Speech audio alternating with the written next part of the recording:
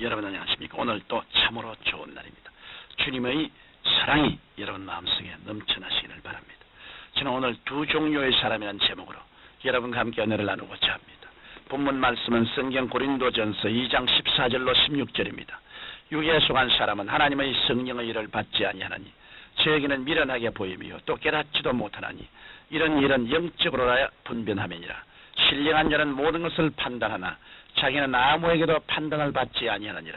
오늘날 이 지구상에는 수많은 사람들이 살아가고 있지만 성경 말씀에 비추어 보면 두 종류의 사람만이 존재합니다.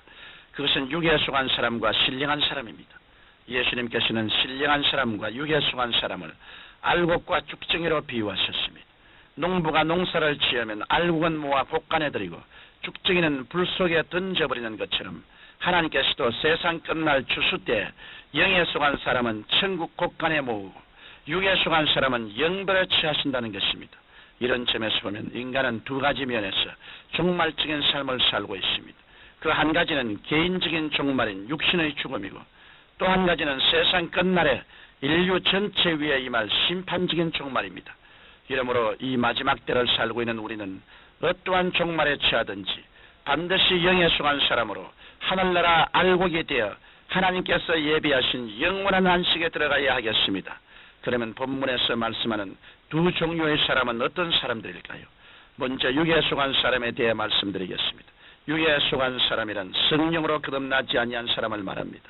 아담과 하와가 하나님을 반역하고 에덴에서 쫓겨났을 때 그들의 육신은 살아있었지만 영은 죽었으므로 하나님과 신령한 교제를 할 수 없었습니다.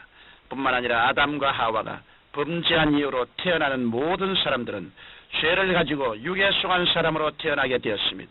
이에 대해 성경 시편 51편 5절에 내가 죄악 중에 출생하였으며 모친이 죄 중에 나를 잉태했나이다라고 말씀하고 있습니다. 따라서 아담의 후손은 한 사람도 예외 없이 모두가 육의 사람이요 죄의 종입니다. 하나님께서 원래 사람을 지으신 목적은 영광 받으시기 위해서입니다. 그런데 인간은 이런 하나님의 창조적 목적에서 빗나가 하나님을 반역하고 인본주의에 서서 육신의 정욕과 안목의 정욕과 이 세상의 자랑을 쫓아 살게 된 것입니다. 이러므로 육에 속한 사람은 어찌할 도리 없이 그 존재 자체가 바로 죄인인 것입니다. 뿐만 아니라 육에 속한 사람은 마귀의 포로입니다. 마귀는 스스로 교만해져서 하나님을 배반하고 타락한 사악한 존재입니다. 이 마귀는 하나님의 형상과 모양대로 지음받은 인간을 유혹하여 죄짓게 하고 종으로 삼아 사람들의 마음속에 온갖 탐심과 우상숭배와 정욕을 심어줍니다. 그 때문에 육에 속한 사람은 본성적으로 하나님의 법을 거역합니다. 성경 로마서 8장 7절에 보면 육신의 생각은 하나님과 원수가 되나니 이는 하나님의 법에 굴복지 아니할 뿐 아니라 할 수도 없음이라고 말씀하셨습니다. 이러므로 육에 속한 사람은 금세와 내세에 버림받고 하나님의 심판 아래에 있는 사람입니다. 우리는 가족이나 친구나 사회에서 버림받은 사람들이 소외감 때문에 이성을 상실하고 충동적인 행동을 하다가 파멸하는 것을 종종 봅니다. 하물며 생명의 근원이신 하나님 아버지께 버림받은 사람들의 말로는 얼마나 비참하겠습니까? 지옥은 이렇게 하나님께 처절하게 버림받은 육에 속한 사람들이 가는 곳입니다. 이 때문에 인간은 육에 속한 사람으로 살다가 지옥으로 버림받을 바에야 차라리 태어나지 않는 것이 더 낫습니다. 그래서 성경 시편 49편 20절에 존귀에 처하나 깨닫지 못한 사람은 멸망하는 짐승 같다라고 말씀하신 것입니다. 다음은 영에 속한 사람에 대해 알아보겠습니다. 육의 사람은 아담에게서 났으나 영의 사람은 하나님께로서 난 자들입니다. 그 때문에 예수님께서는 성경 요한복음 3장 5절에서 사람이 물과 성령으로 나지 아니하면 하나님 나라에 들어갈 수 없느니라고 말씀하신 것입니다. 그러면 죄에 속한 육의 사람이 어떻게 성령으로 거듭날 수 있을까요? 이 문제를 해결하시기 위해 하나님의 독생자 예수 그리스도께서 이 땅에 오신 것입니다. 예수님께서는 인류의 죄를 한 몸에 짊어지시고 십자가에 달려 돌아가심으로 죄를 청산하시고 사흘 만에 부활하셨습니다. 이 때문에 누구든지 예수 그리스도를 믿기만 하면 죄를 사함으로 성령으로 거듭나 하나님의 자녀가 되는 것입니다. 뿐만 아니라 성령께서는 구원받은 성도 안에 친히 내주하시면서 돌보아 주십니다. 성경 고린도전서 3장 16절에 너희가 하나님의 성전인 것과 하나님의 성령이 너희 안에 거하시는 것을 알지 못하느냐라고 말씀하셨습니다.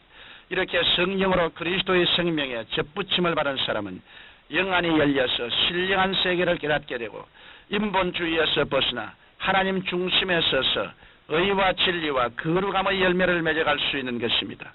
그리고 영의 사람은 그리스도와 함께 그 영광에 참여합니다.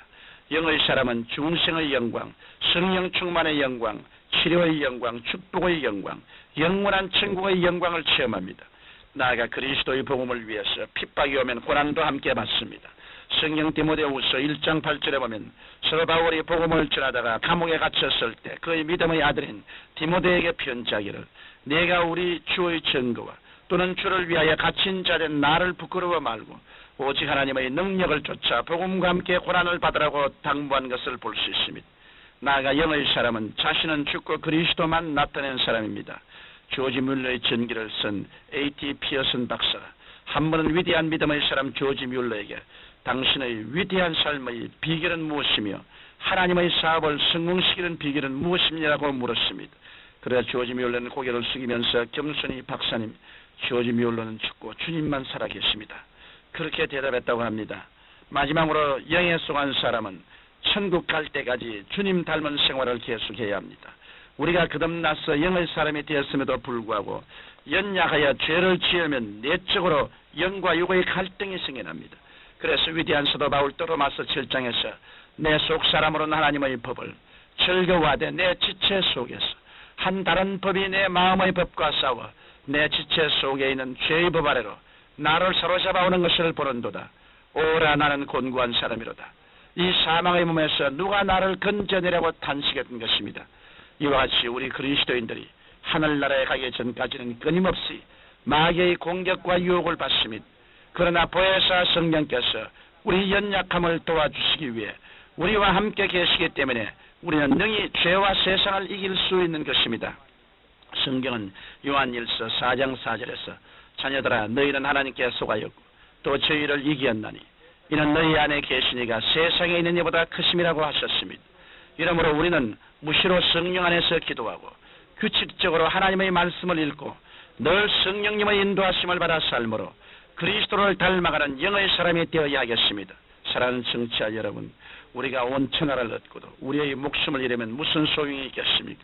우리가 육신을 떠나 하나님 앞에 서는 날 예수님을 믿고 성령으로 거듭난 사람은 천국에 들어갈 수 있으나 육에 속하여 육신대로 산 사람은 지옥에 떨어집니다. 이러므로 여러분은 예수 그리스도를 믿고 신령한 사람으로 변화되어 하나님께서 추수하실 때 모두 천국 곳간에 들어가는 알곡들이 되시기를 예수님 이름으로 축원합니다. 거룩하신 아버지 하나님, 우리 모든 성도들이 신령한 사람들이 되어 성령님으로 충만해서 주님과 함께 동행하게 하여 주옵소서. 예수님 이름으로 기도드립니다. 아멘.